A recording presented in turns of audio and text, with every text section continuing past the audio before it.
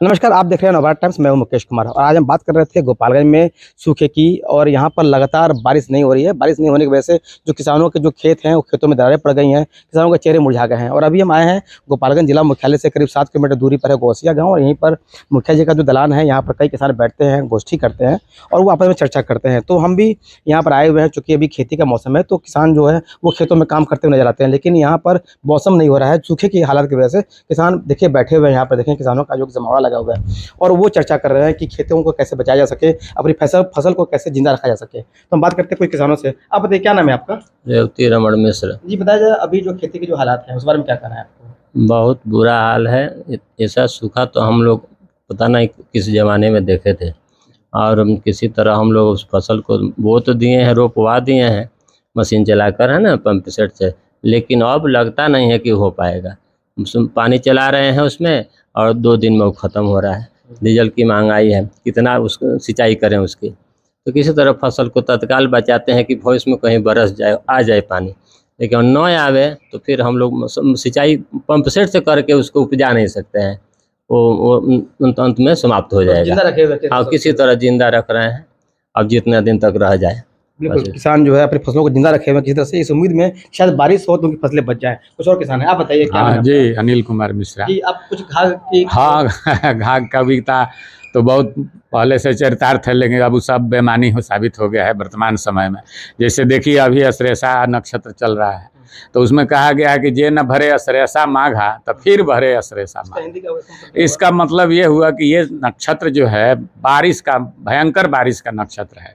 लेकिन अभी ताल तलैया सब कुछ सूखा पड़ा है, तो अब तो पानी हुआ नहीं, तो फिर अब अगले साल का इंतजार हम लोग करेंगे। तो अब अगले साल क्या होगा अब देखा जाएगा। अभी देखिए, सारा आंकड़ा कहता है कि ये भाई 49-50% पानी कम हुआ है विगत सालों के अपेक्षा। अभी कुछ ना कुछ बारिश होती रहती है। तो खैर, हम लोग इसी आशा में अपना बिचड़ा उचड़ा लगा कर महंगा धान का बीज लिए हैं, सरकार के भी द्वारा भी उपलब्ध कराया गया, उसको लेकर हम लोग लगाए हैं। पंप सेट से सिंचाई किए हैं। इलेक्ट्रिक की भी सुविधा, इलेक्ट्रिक तो रहती है लेकिन उसका बिजली रहती है तो उसमें कुछ सस्ता पड़ता है। तो चूँकि अभी कनेक्शन हम लोग नहीं लिए हैं, इसलिए अपने पंप सेट से हम लोग करते हैं। 98 रुपया लीटर डीजल खरीदते हैं। लेबर कॉस्ट बढ़ गया है। सूखा पड़ जाने से जितना पौधा जो है वो मुरझा करके, अब उसको हम लोग सोच रहे हैं कि ये अभी इधर पूर्वानुमान में हुआ था कृषि विभाग का, देखते हैं मौसम विभाग कह रहा है कि बारिश आज तक 4-3 है, तो आज तक अलर्ट पर है, लेकिन कहीं बारिश नहीं हो रही। आज जो मौसम है कि सावन मास बहे पुरवैया, बैला बेच के न धेनु गैया। तो अभी सावन महीना में बह रहा है पुरवा, बारिश होगी नहीं। पछुआ भी बहा था कल परसों, लेकिन उस पर भी बारिश नहीं हुई। तो हम लोग तो यही सोचते हैं कि प्रकृति हम लोग के खिलाफ है।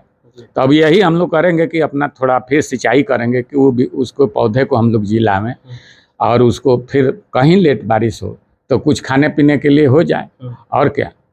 बिल्कुल, बारिश हो तो कुछ खाने पीने का मतलब उनकी जो लागत है तो वो निकल जाए। कुछ और किसान हम बात करते हैं। जी, आप बताइए क्या कहना है आपको? इस साल आपको आद्रा नक्षत्र से लेकर ऐसा चल रहा है। मैंने ऐसा सूखा हमने पिछले कई वर्षों पूर्व से नहीं देखा है कि लगातार बारिश नहीं हो, आवे तो बूंदाबांदी होकर रह जाए। ये केवल पंपिंग सेट के भरोसे हम लोग कितना कर पाएंगे। अब हम लोग का मैंने जान निकल रहा है, पैसा इतना लगा करके और रिटर्न कुछ नहीं आएगा तो हम लोग की हालत क्या होगी, परिवार की हालत क्या होगी। अब मालूम सरकार से क्या मदद मिल सकता आप है। बता रहे थे कि दिन में छाया रहेगा, रात को आसमान हाँ, साफ रहेगा। वो घाघ का है कि रात निबदर दिने छाया, कहे घाघ जे बरखा गया। मैं रात में बदरी उदरी कुछ नहीं हो, रात साफ हुआ, दिन में छाया बदरी आवे, बादल घिरे, ये वर्षा के लक्षण नहीं है, बारिश नहीं होती है। अब वही लक्षण अभी चल रहा है। अब इस बरसात के अंतिम भी ऐसा मांगा मौका है, इसमें ही बारिश नहीं हो तो कितना होगा। पंपिंग से हम लोग जिला रहे हैं कि 25% हो जाएगा, लेकिन लागत तो हमारा पूरा लग गया, रिटर्न तो उतना आएगा नहीं। और कहीं साफ नहीं हो तो वो भी नहीं होगा, टोटल जीरो पर चले जाएंगे हम लोग। तो क्या कहा जाए कि हम लोग मैंने प्रकृति से हम लोग के खिलाफ है कि क्या हुआ है पता नहीं चल रहा है। हम लोग प्रकृति पर ही आधारित हैं, मौसम पर आधारित हम लोग की खेती है। कोई साधन सुविधा सरकार से उपलब्ध नहीं है कि हर जगह नहर हो, हर जगह ट्यूबवेल हो जो हम लोग पानी पटा करके उसको बढ़िया से कर सके, वो भी सुविधा हमारे यहाँ नहीं है। गोपालगंज जो किसान है वो सीमित संसाधनों में खेती करने को मजबूर है। कुछ और किसान इनसे बात करते हैं। आप बताइए क्या कहना है आपको? देखिए, इस साल बारिश बिल्कुल नहीं होने के चलते जो पहले धान के बिचड़े लगाए गए थे वो भी सूख गए थे, फिर दोबारा बिचड़े लगाए गए, उसके बाद से धान की रोपनी की गई।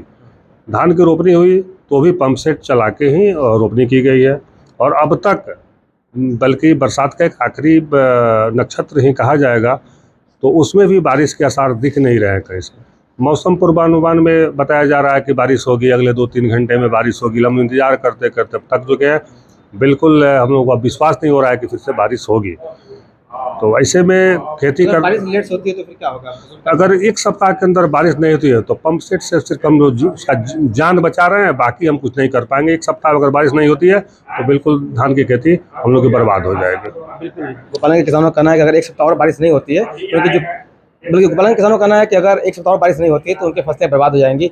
तो अब वे अपनी फसलों को जिंदा रखने के लिए जद्दोजहद कर रहे हैं। अब देखना दिलचस्प होगा कि मौसम विभाग का जो पूर्वानुमान है वो कितना सटीक होता है, और समय पर बारिश हो पाती है तो किसानों के साथ फसलें बच जाएं। मुकेश कुमार, नवभारत टाइम्स, गोपालगंज।